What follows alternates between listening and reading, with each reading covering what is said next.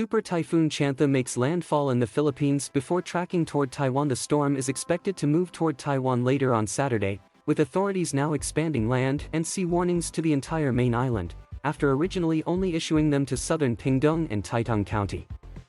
Chanthu made landfall over the Batanes Islands about 8:30 a.m. local time, according to the Philippine Weather Bureau PAGASA. It issued a Signal 4 warning for the Batanes area, which denotes very destructive typhoon force winds. The northeastern part of the Babuyan Islands, also in the far north of the archipelago, was under a Signal 3 warning at landfall, in which destructive typhoon force winds were expected, before being downgraded to a Signal 2.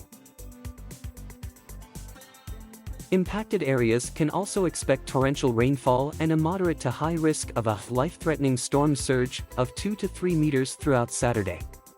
There is also a risk of flash flooding and landslides due to the heavy rain. To the south, the capital Metro Manila was warned of enhanced monsoon rains. Chanthu is forecast to track north on Saturday toward Taiwan while weakening some. As of 11 a.m. local time, PAGASA said the typhoon had weakened slightly, but was still a dangerous system with maximum sustained winds of 205 km per hour and gusts of 250 km per hour.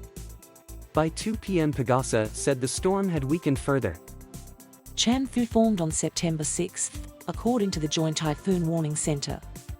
The storm then underwent one of the most extreme bouts of rapid intensification ever recorded, by increasing 80 knots in wind speed in just 24 hours on September 7. Rapid intensification is when a storm gains at least 30 knots in wind speed within 24 hours.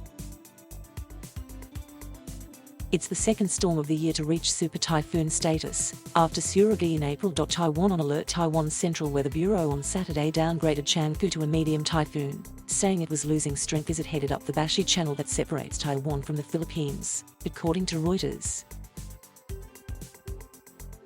Weather conditions are still expected to diminish across Taiwan on Saturday as the storm approaches the southern coast, but the Central Weather Bureau said it was unlikely to make direct landfall. Speaking to Taiwan's state-run Central News Agency on Thursday, Central Weather Bureau forecaster W. Hua said she expected to see torrential rain across the southern part of the island. This amount of extreme rainfall could lead to flash flooding and mudslides in Taiwan's high terrain. Taiwanese airlines cancelled their Saturday afternoon domestic flights, though there was only limited impact on international services, according to Reuters. As Chanthu tracks along the east coast of Taiwan, the land interaction could weaken the system even further. However, it will remain an intense typhoon as it impacts Taiwan over a 24-hour period. The official forecast has the system weakening as it tracks north toward China into early next week.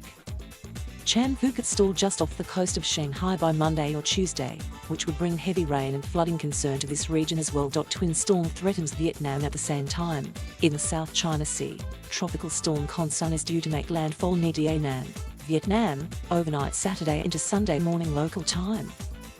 Vietnam has put 500,000 soldiers on standby ahead of its arrival.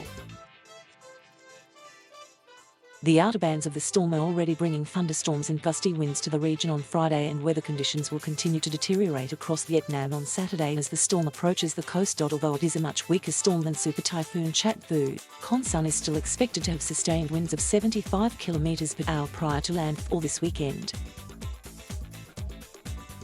Konsan is forecast to bring widespread rainfall of 100 to 200 mm to the region through Monday, with isolated totals above 250 mm possible. This amount of rain could lead to flash flooding and mudslides across the mountainous terrain. Earlier this week, Konsan brought heavy rain and gusty winds to the Philippines. The storm traversed the central Philippines Monday afternoon through Wednesday before emerging into the South China Sea early Thursday. Thank you for watching. Please subscribe.